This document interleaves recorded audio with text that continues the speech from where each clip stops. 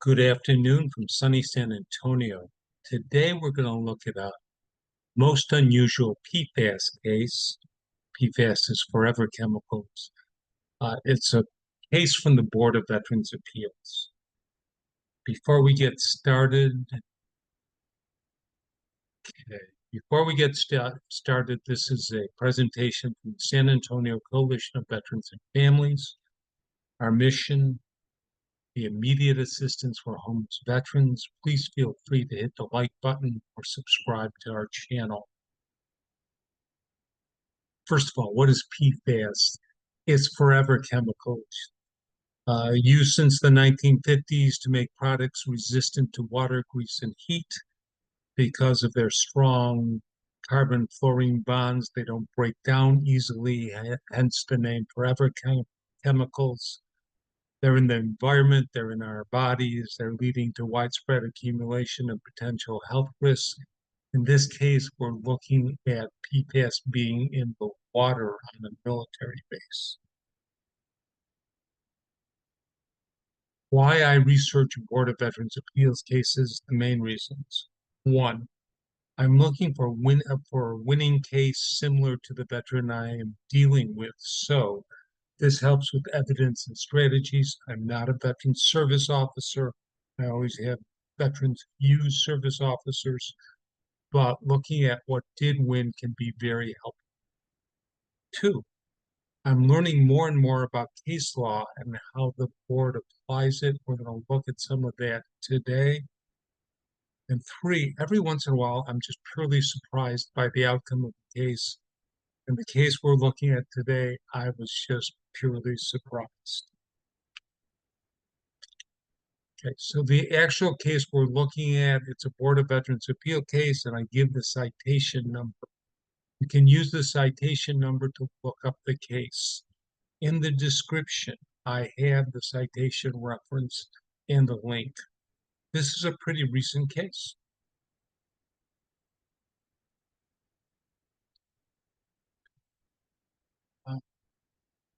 It's worth it to read the transcript of this case. If you want to pause the video and read it going in, if not after. It's an exceptionally short Board of Veterans Appeal decision. And the case hinges on the language used, which will be explained, and we're going to look at that. Okay, to win any claim, there must be a current medical diagnosis, a formal documented medical diagnosis from a qualified healthcare provider for your physical or mental condition. Two, in-service events, there has to be proof that an injury, illness, specific stressful event happened while you were on active duty. Because in this case, you were somewhere where there could have been an exposure. And then three, a medical nexus, a professional medical opinion or link showing that the current diagnosis was caused or made worse by your military service. A medical nexus, how a veteran proves a medical nexus. First, by military records. I say I was exposed to Agent Orange. I was stationed somewhere where there was Agent Orange. In my case, I claimed I was injured in the military. My record showed that. I claimed I was operated on the military. My record showed that. There's other ways to prove a medical nexus. A compensation and pension or C&P exam. VA has a doctor examine you and they said, yep, sure enough, I'm looking at your diagnosis and your condition today, and it's linked back. A nexus letter from a doctor concurring with the connection to the military time. Maybe you have an outside doctor make that connection. So it doesn't have to be a VA doctor. Other evidence, newspaper articles, research articles, something. And we're going to look at some of those too. So doctor's opinion. Some events can't be disputed. You were injured in the military and you had an amputation. You don't need a doctor to confirm you have an amputation. You have an amputation. You have a presumptive condition. You claim you were exposed to burn pits, and your records show that you were in that area of the world. However, the facts aren't that clear, then usually a doctor's opinion is the deciding evidence, and often you tell vets, get a nexus letter, get a letter from your VA doc, get a letter from an outside doc that says, yep, here we are. This condition is linked to this in service time. But the case we're going to look at is different. In this case, the veteran claims bladder and prostate cancer. He claims it's due to either exposure to Agent Orange when he was on a 123, a C-123, or PFAS, forever chemical exposure in the water at Fort Bragg. Veteran submits articles showing PFAS in Fort Bragg's waters, articles showing potential link to PFAS in his conditions, and the veteran's DD-214 reflected he was in fact stationed at Fort Bragg. His duty in the early 1960s did not meet the threshold or later C-123 duty for Agent Orange presumptive exposure. So that was thrown out in the decision making. What's missing? The veteran did not include any statement from a doctor on the link between his Fort Bragg duty and his cancers. So the veteran won his appeal claim. How? He didn't have a nexus. The veteran was sent to a C&P exam from the original claim, typical procedure. And the words of the board, and this is directly from the transcript, specifically, the VA opinions failed to provide an opinion as to whether the veteran's cancers are related to exposure to PFAS during his service at Fort Bragg, North Carolina.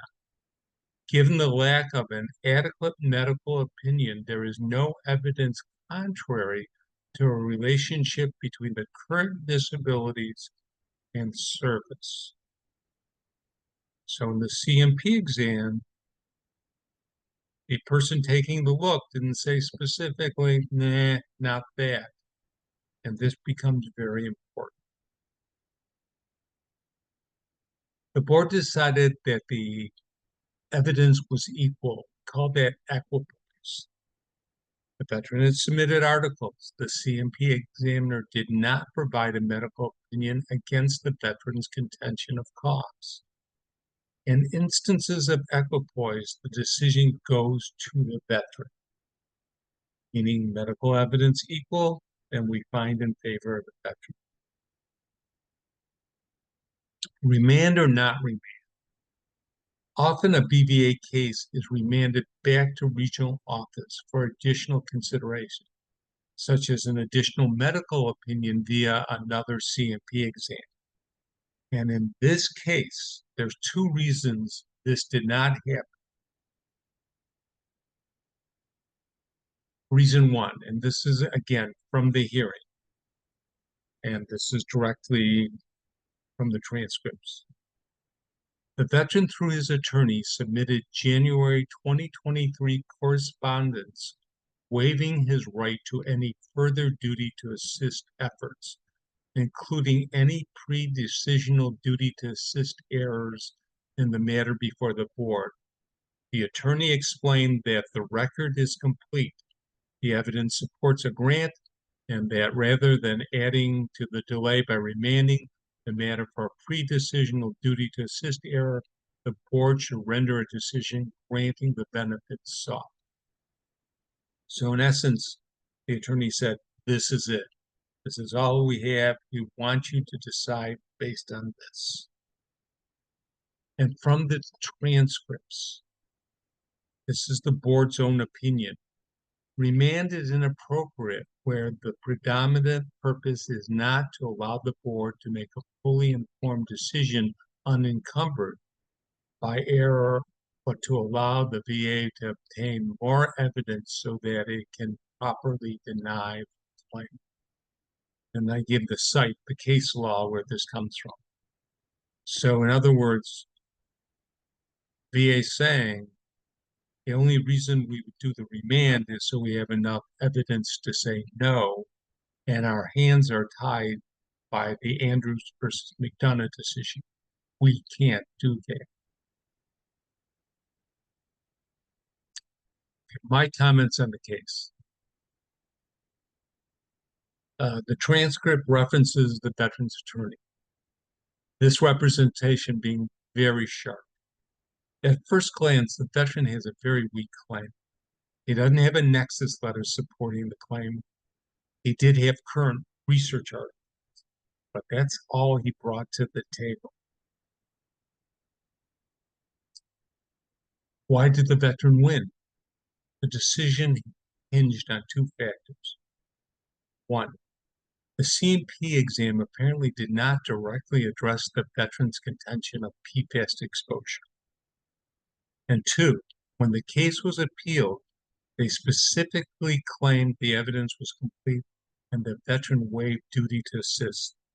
Think in terms of a fully developed claim. And a fully developed claim, you gather all the evidence, you say to the VA, please judge this, and you waive the right to any duty to assist. It was this condition that blocked the possibility of a remand. And I believe they thought this out before they submitted. Will this work with every appeals case? No. This worked because the veteran's VSO or attorney was sharp enough to analyze how the C&P exam was written. They purposely avoided appeal options at regional office and went to the Board of Veterans Appeals. And I believe they did this so there would be no further medical evidence produced by the VA. They very carefully indicated that the case was fully developed and no other evidence was needed. Again, very sharp on their. So what should I learn from all this? The following. BVA cases do not set precedent. So this is one of one. Two, veterans need representation. I have no doubt that the veteran was guided through this by a very sharp service organization or by an attorney, but someone who's documented as an accredited agent to act on the veteran's behalf. And that it's important to read the results of a claim carefully and strategize appeals. Meaning when you get a letter from regional office, even a denial, you need to read it very carefully to see what the VA concedes and make decisions going forward. I want to introduce another case. This is a PFAS case also. And in this case, there is a nexus letter. The interest lies in the new medical evidence used to reopen the claim once it was denied. And the decision strongly rests on a report to the House of Representatives. And I have that here. Even more than an article, this is Congress reporting on the effects of PFAS. So again, interesting cases. You can find the links in the description. Remember to get representation and go from there. Well, thank you for tuning in. This isn't what we usually do, but I thought it was worth doing. So have a good day. And again, feel free to like our channel and hit the subscribe button.